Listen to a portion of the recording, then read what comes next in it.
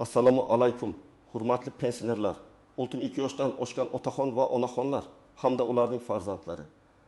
Bugun men sizlarga juda muhim mavzuni tushuntirib beraman. Pasportlaringiz, ID kartalaringiz va hujjatlaringiz bo'yicha yangi tartiblar nimani anglatadi? Kim zudlik bilan harakat qilishi kerak, kim esa xavotirga tushmasligi mumkin. Bu ma'lumot oddiy ko'rinishi mumkin, lekin amalda pensiya olish, bank kartasidan foydalanish, shifoxonaga ro'yxatdan o'tish, notariusga borish, meros ishlari, uy-joy hujjatlari va hatto chet elga chiqish masalalariga bevosita ta'sir qiladi. Men bugun buni murakkab rasmiy tilda emas, oddiy odam tushunadigan qilib birma-bir tushuntiraman.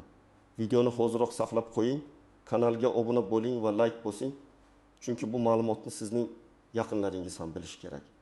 Ayniqsa uyda yoshi katta ota-onasi borlar. Bu videoni oxirigacha eshitsin. Avval qanday edi? Ko'pchilik pensionerlar eski pasport bilan yillar davomida bemalol yurardi. Kimdadir eski namunadagi pasport bor, kimdadir biometrik pasport bor, kimdadir allaqachon ID karta olingan. Odamlar odatda shunday o'ylaydi: men uyda yuraman, chet elga chiqmayman, pasportim kerak bo'lmaydi. Mana shu fikr eng katta xatolardan biri. Chunki pasport faqat chegaradan o'tish uchun emas. Pasport yoki ID karta sizning shaxsingizni tasdiqlaydigan asosiy hujjatdir. Pensiya jamg'armasi, bank, notarius, tibbiyot muassasasi, kadastr, mahalla, soliq, kommunal tashkilotlar, mobil aloqa operatorlari, hatto elektron xizmatlar ham sizning shaxsingizni aynan shu hujjat orqali tekshiradi. Hujjat muddati tugagan bo'lsa, ayrim joylarda xizmat ko'rsatish to'xtashi yoki jarayon cho'zilishi mumkin. Endi nima o'zgardi? Asosiy o'zgarish shundaki, eski pasportlar bosqichma-bosqich ID kartalarga almashtirilmoqda. Shaxsni tasdiqlash jarayonlari raqamlashtirilmoqda. Davlat xizmatlarida ma'lumotlar bazasi orqali tekshiruv kuchaymoqda. Oldin ayrim joylarda mayli bu otaxon, bu onaxon, hujjati eski bo'lsa ham bo'laveradi degan yengillik bo'lishi mumkin edi. Hozir esa ko'p xizmatlar kompyuter tizimi orqali yuritiladi. Tizimda hujjat muddati tugagan yoki ma'lumotlar mos kelmagan bo'lsa, xodimning o'zi ham sizga yordam bera olmay qolishi mumkin. Men buni qo'rqitish uchun aytmayapman. Aksincha, oldindan bilib, o'z vaqtida tartibga solib qo'ysangiz, keyin bankda, shifoxonada yoki notarius eshigi oldida sarson bo'lmaysiz. Birinchi muhim narsa, yoshingiz 62 dan oshgani uchun hujjat masalasini keyinga surish mumkin emas. Men pensionerman, menga baribir bo'ladi degan qoida yo'q. Agar pasportingiz yoki ID kartangiz muddati tugagan bo'lsa, uni yangilash kerak bo'ladi. Agar hujjatdagi familiya, ism, tug'ilgan sana, yashash manzili yoki boshqa ma'lumotlarda xato bo'lsa, buni ham tuzatish kerak. Chunki bitta harf xatosi ham pensiya, bank yoki notarial ishda muammo tug'dirishi mumkin. Ikkinchi muhim narsa, ID karta ichki foydalanish uchun asosiy hujjatga aylanmoqda. Ya'ni O'zbekiston ichida shaxsingizni tasdiqlash uchun ko'p holatlarda ID karta yetarli bo'ladi. Xorijga chiqish uchun esa alohida xorijga chiqish biometrik pasporti kerak bo'lishi mumkin. Bu ikkitasini aralashtirmaslik kerak. Ko'p odamlar ID karta oldim, endi Turkiyaga yoki Rossiyaga chiqaveramanmi deb so'raydi. Yo'q, har bir yo'nalish va chegaradan o'tish tartibiga qarab alohida hujjat talab qilinadi. Shuning uchun chet elga chiqish niyatingiz bo'lsa, albatta migratsiya va fuqarolikni rasmiylashtirish bo'limidan aniq ma'lumot oling. Uchinchi muhim narsa hujjat muddati. Yoshi katta odamlar ko'pincha pasportini bir marta olib, keyin javonga solib qo'yadi. Oradan 5 yil, 10 yil o'tadi. Keyin birdan notariusga borish kerak bo'ladi. Masalan, uy farzand nomiga o'tkaziladi, ishonchnoma beriladi yoki meros ishi ochiladi. Shunda xodim hujjatni tekshiradi va muddati tugagan, avval yangilang deydi. Natijada bir kunlik ish 2 hafta yoki 1 oyga cho'zilishi mumkin.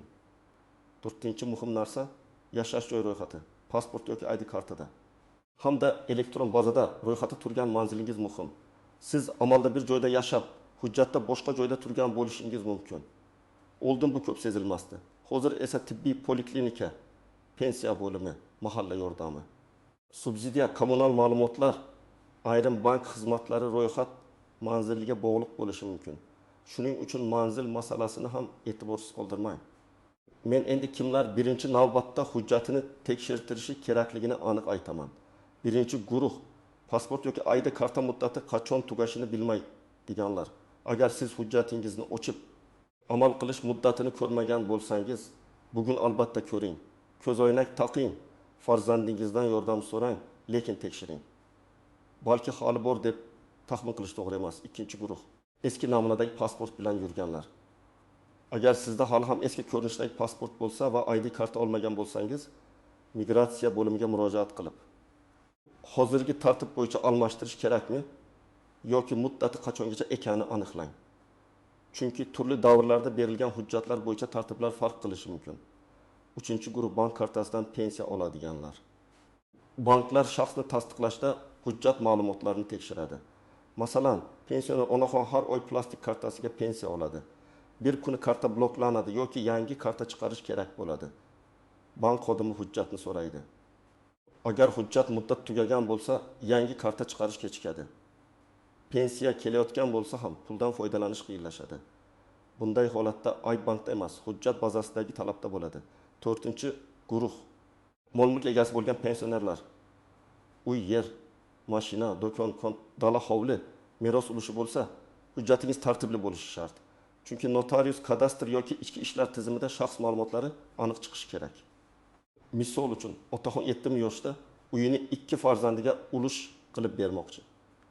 Notariusga boradi. Pasportda ism Abdulla, kadastr hujjati esa Abdulla yozilgan yoki tug'ilgan sanada bitta raqam farq qiladi. Natijada ish to'xtaydi. Ma'lumotni tuzatish uchun ariza yozish, arxivdan hujjat olish va xatagiga borish kerak bo'ladi. 5-guruh chet elga borib kelib turadiganlar. Ayrim pensionerlar farzandi yoniga Rossiya, Qozog'iston, Turkiya, Koreya yoki boshqa davlatlarga boradi. Bu holatda hujjat muddati ayniqsa muhim. Ko'p davlatlar pasport muddati safar tugagandan keyin ham ma'lum muddat amal qilishini talab qiladi. Masalan, sizning pasportingiz 2 oyda tugasa, ayrim holatlarda sizga chipta sotilishi mumkin, lekin chegarada yoki aviakompaniyada muammo chiqishi mumkin. Shuning uchun safardan oldin emas, kamida bir necha oy oldin hujjatni tekshirish kerak. Agar sizda amaldagi ID karta bo'lsa, ma'lumotlaringiz to'g'ri bo'lsa, yashash joyingiz bazada to'g'ri ko'rsatilgan bo'lsa, bank va pensiya masalalarida muammo bo'lmasa, siz vahimaga tushishingiz shart emas. Lekin baribir hujjat muddatini yozib qo'ying. Men har doim shuni maslahat beraman. Hujjatning amal qilish muddati tugashidan 36 oy oldin uni yangilashni rejalashtiring. Oxirgi haftagacha kutmang. Agar siz chet elga chiqmasangiz, xorijga chiqish pasporti shart bo'lmasligi mumkin. Lekin ichki shaxsni tasdiqlovchi hujjat, ya'ni ID karta yoki amaldagi pasport albatta tartibda bo'lishi kerak. Chet elga chiqmayman degan odam ham shifoxonaga boradi, bankka boradi, notariusga boradi, kommunal xizmatlar bilan ish qiladi. Demak, hujjat baribir kerak. Birinchi misol, 14 yoshli ayol pensiyasini bank kartasiga oladi. Karta muddati tugagan. Bankka yangi karta olishga boradi. Xodim ID kartani so'raydi. Ayol eski pasportini ko'rsatadi, pasport muddati allaqachon o'tgan. Bank tizimi yangi karta ochishga ruxsat bermaydi. Ayol, men har oy pensiya olaman-ku deydi. Lekin bank uchun asosiy masala shaxsni tasdiqlash. Natija, avval hujjatni yangilash, keyin bankka qaytish kerak bo'ladi. Agar u buni oldindan qilganida. Pensiya pulini olishda uzilish bo'lmasdi. Ikkinchi misol, 7 yoshli otaxon uyini nevarasiga hadya qilmoqchi. Notariusga borishadi. Otaxonning hujjati amalda, lekin familiyada bitta harf farqi bor. Pasportda Karimov. Eski kadastr hujjatida Qarimov deb yozilgan. Notarius shunchaki mayli deb o'tkazib yubora olmaydi. Chunki mulk hujjati shaxs bilan bog'lanishi kerak. Endi otaxon tegishli idoralardan tasdiqlovchi ma'lumot olishi, xatoni tuzatish kerak. Bu bir necha kun emas, ba'zan ancha ko'proq vaqt olishi mumkin. 3-misol, 68 yoshli pensioner farzandi yoniga chet elga ketmoqchi. Chipta olingan, safar yaqin. Pasporti muddati esa urun oyda tugaydi. Aeroportda muammo chiqishi ehtimoli yuqori. Ba'zi yo'nalishlarda aviakompaniya yo'lovchini bortga chiqarmasligi mumkin. Chunki boradigan davlat pasport muddati bo'yicha talab qo'ygan bo'ladi. Bunday holatda chipta puli, reja, davolanish yoki mehmondorchilik hammasi xavf ostida qoladi.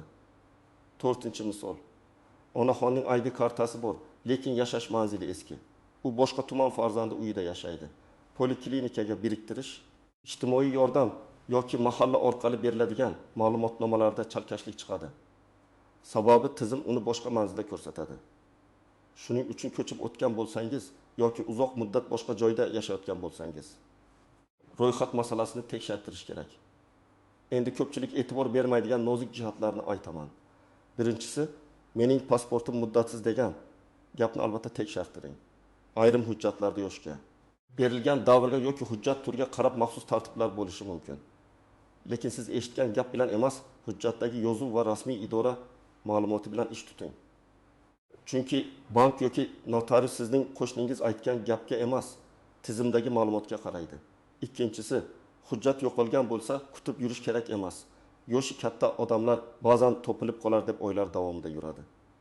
Pasport yoki ID karta yo'q bo'lsa, darhol tegishli bo'limga murojaat qilish kerak. Chunki sizning hujjatingizdan boshqa odam noto'g'ri maqsadda foydalanishi xavfi bor. Bundan tashqari, hujjatsiz qolgan davringizda oddiy xizmatlardan ham foydalana olmaysiz. Uchinchisi, ism, familiya o'zgargan bo'lsa, barcha hujjatlarda moslik bo'lishi kerak. Ayollarda turmush qurgandan keyin familiya o'zgargan.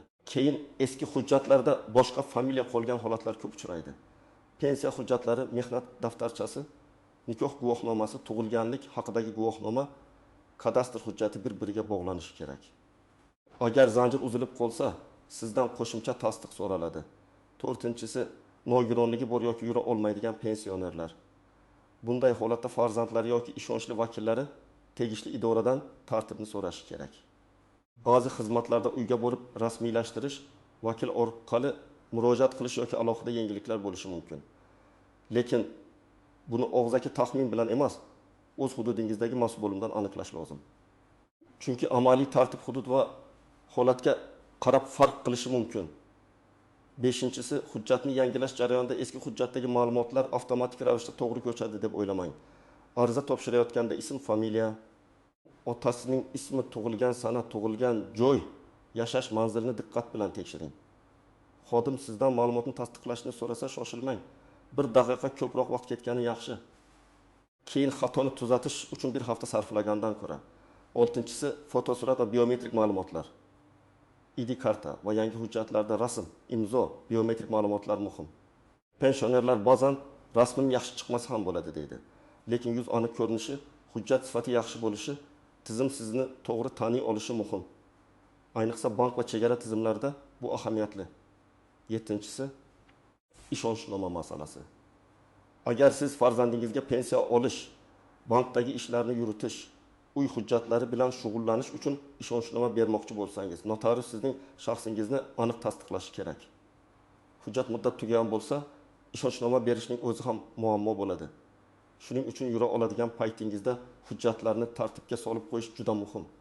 Endi men sizga aniq nima qilish kerakligini bosqichma-bosqich aytaman. Birinchi qadam, bugun pasportingiz yoki ID kartangizni qo'lingizga oling. Amal qilish muddatini tekshiring. Familiya, ism, otasining ismi, tug'ilgan sana va yashash manzilini ko'ring. Agar ko'zingiz yaxshi ko'rmasa, farzandingiz, nabirangiz yoki ishonchli yaqin insondan yordam so'rang. Ikkinchi qadam, hujjat muddati tugagan yoki yaqin orada tugaydigan bo'lsa, yashash joyingiz bo'yicha migratsiya va fuqarolikni rasmiylashtirish bo'limiga murojaat qiling. Ayrim xizmatlar davlat xizmatlari markazi orqali ham ko'rsatilishi mumkin. Borishdan oldin telefon orqali yoki rasmiy manbalardan qaysi hujjatlar kerakligini aniqlang. Odatda shaxsni tasdiqlovchi eski hujjat, ariza, to'lov bo'yicha ma'lumot. Fotosurat yoki biometrik rasmga tushish jarayoni talab qilinishi mumkin. Lekin aniq ro'yxatni hududingizdagi mas'ul idoradan tekshiring. Uchinchi qadam, agar ma'lumotlarda xato bo'lsa, darhol ayting. Keyin tuzatarman demang. Masalan, tug'ilgan sana noto'g'ri, familiyada harf xatosi, otasining ismida farq, manzilda chalkashlik bo'lsa, yangi hujjat chiqarilishidan oldin masalani ko'taring. Kerak bo'lsa FHDG, arxiv, mahalla, kadastr yoki boshqa idoralardan tasdiqlovchi hujjatlar so'ralishi mumkin. To'rtinchi qadam, bankdagi ma'lumotlaringizni yangilang. Yangi ID karta olganingizdan keyin bankka borib, shaxsiy ma'lumotlaringizni yangilash kerak yoki kerak emasligini so'rang. Ayniqsa pensiya tushadigan karta, omonat, kredit, ishonchnoma yoki mobil bank xizmatlaringiz bo'lsa, bu muhim. Bank tizimida eski pasport raqami qolib ketgan bo'lishi mumkin. Beshinchi qadam, pensiya bo'limi bilan bog'liq ma'lumotlarni tekshiring. Agar siz hujjatingizni almashtirgan bo'lsangiz. Pensiya to'lovlarida uzilish bo'lmasligi uchun tegishli tashkilotlarda ma'lumot yangilanganini aniqlang. Ko'pincha tizimlar o'zaro ma'lumot almashadi, lekin amalda har doim ham hammasi darhol yangilanmasligi mumkin. Bir marta tekshirib qo'yish keyingi muammoning oldini oladi. 6-qadam. Notarial ish rejalashtirilgan bo'lsa, hujjatni oldindan tekshiring. Uy sotish, hadya qilish, vasiyatnoma, ishonchnoma, meros, avtomobil oldi sotdisi. Ulush ajratish kabi ishlar uchun notariusga borishdan oldin hujjatingiz amalda ekanini, ma'lumotlar boshqa hujjatlar bilan mosligini tekshiring. Biror katta ishni oxirgi kuni qilishga urinmang. 7-qadam. Chet elga chiqmoqchi bo'lsangiz, pasport muddatini kamida 6 oy oldin tekshiring. Chipta olishdan oldin, viza yoki ruxsatnoma rasmiylashtirishdan oldin hujjatni ko'ring. Agar pasport muddati qisqa qolgan bo'lsa, avval uni yangilang.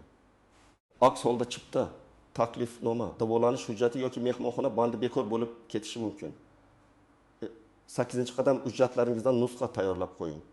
ID karta, pasport, pensiya guvohnomasi, nikoh guvohnomasi, tug'ilganlik haqidagi guvohnoma, mulk hujjatlari, bank ma'lumotlari kabi asosiy hujjatlarning nusxasini alohida papkada saqlang.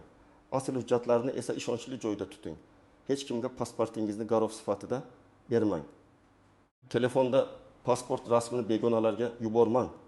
Yordam beraman degan notanish odamlarga hujjatlaringizni topshirmang. Agar idoraga borsangiz, murojaatingiz aniq bo'lsin. Masalan, men ID karta olish uchun keldim.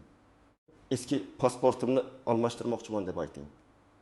Agar xato bo'lsa, mening familiyamda xatolik bor. Yangi hujjat chiqarishdan oldin tuzatish tartibini tushuntirib bering deb murojaat qiling. Agar yura olmaydigan qarindoshingiz bo'lsa, onam yoki otam sog'lig'i sababli kela olmaydi. Uyda xizmat ko'rsatish yoki vakil orqali rasmiylashtirish tartibi bormi deb so'rang. Ariza yozishda ham umumiy gaplar emas, aniq holat yoziladi. Hujjatimning amal qilish muddati tugagani sababli ID karta rasmiylashtirib berishingizni so'rayman yoki shaxsiy ma'lumotlarimda xatolik mavjudligi sababli tuzatish, kiritish tartibini ko'rib chiqishingizni so'rayman. Agar hujjat yo'qolgan bo'lsa, shaxsni tasdiqlovchi hujjatim yo'qolgani sababli belgilangan tartibda yangi hujjat rasmiylashtirishni so'rayman deb yoziladi. Men yana bir narsani alohida ta'kidlayman. Navbati turganda yoki idora oldida kimdir tezlashtirib beraman, pul berasiz desa, ehtiyot bo'ling. Rasmiy to'lovlar faqat belgilangan tartibda amalga oshiriladi. Pensionerlar ko'pincha ishonuvchan bo'ladi. Shuning uchun firibgarlarga aldanib qolmaslik kerak. Har qanday to'lov uchun chek yoki rasmiy tasdiq bo'lishi kerak. Endi men pensionerlarning farzandlariga ham murojaat qilaman. Ota-onangiz hujjat ishlarini tushunmasligi, eshitmasligi, ko'rmasligi yoki idoraga borishga qiynalishi mumkin. Ular kerak emas, yuribman-ku deyishi mumkin. Lekin muammo chiqqanda eng ko'p yuguradigan ham farzand bo'ladi. Shuning uchun oldindan 1 soat vaqt ajrating. Ota-onangizning hujjatlarini tekshiring. Muddatini yozib qo'ying. Kerak bo'lsa birga borib rasmiylashtiring. Oddiy daftar ochib, unga hujjat turi, berilgan sana amal qilish muddati, bank karta muddati, pensiya bo'yicha asosiy ma'lumotlar, poliklinika, mahalla va muhim telefon raqamlarini yozib qo'ying. Bu juda oddiy ish, lekin favqulodda vaziyatda katta yordam beradi. Ayniqsa ota-onangiz yolg'iz yashasa, bu masala yanada muhim. Ko'p odamlar mendan so'raydi, agar men uyda o'tirsam, pasportni almashtirmasam bo'ladimi? Men javob beraman. Agar hujjat muddati tugagan bo'lsa yoki rasmiy talab bo'yicha almashtirish kerak bo'lsa, uyda o'tirishingiz muammoni yo'q qilmaydi. Siz bugun hech qayerga bormasligingiz mumkin, lekin ertaga shifoxona, bank yoki notarius kerak bo'lib qoladi. Yana savol. ID karta olsam, eski pasportim umuman kerak bo'lmaydimi? Bu sizning holatingizga bog'liq. Ichki shaxsni tasdiqlash uchun ID karta asosiy hujjat bo'lishi mumkin. Lekin chet elga chiqish, eski hujjatlardagi ma'lumotlarni tasdiqlash yoki ayrim jarayonlarda avvalgi pasport ma'lumotlari kerak bo'lishi mumkin. Shuning uchun eski hujjatlaringizni tashlab yubormang, ularni papkada saqlang. Yana savol, jarima bo'ladimi? Hujjat muddati, almashtirish tartibi va kechikish holatlari bo'yicha javobgarlik bo'lishi mumkin. Lekin aniq jarima miqdori va qo'llanish holatga bog'liq. Men sizga eng to'g'ri yo'lni aytaman. Kechiktirmang. Jarima haqida tortishib yurishdan ko'ra hujjatni o'z vaqtida yangilash ancha oson. Yana savol, men 25 yoshdaman. Menga alohida yengillik bormi? Ba'zi hollarda yoshi katta. Nogironligi bor yoki sog'lig'i sababli kela olmaydigan fuqarolar uchun alohida tartiblar bo'lishi mumkin. Lekin buni mahalla davlat xizmatlari markaziy yoki migratsiya bo'limidan aniq so'rash kerak. Qo'shnim shunday qilgan degan gap sizning holatingizga to'g'ri kelmasligi mumkin.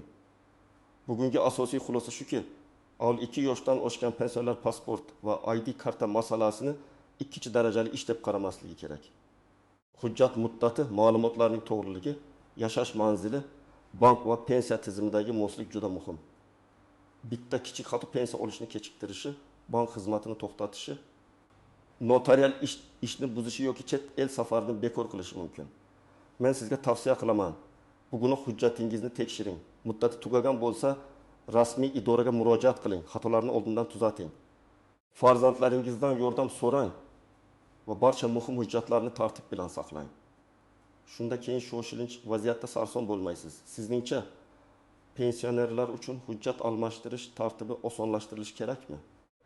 Izohlarda fikringizni yozing. Agar bu ma'lumot foydali bo'lgan bo'lsa, videoga like bosing, kanalga obuna bo'ling va yaqinlaringizga ham yuboring. Men esa keyingi videolarda pensionerlar, pensiya, bank kartalari, meros va davlat xizmatlari bo'yicha eng muhim masalalarni yana oddiy tilda tushuntirib boraman.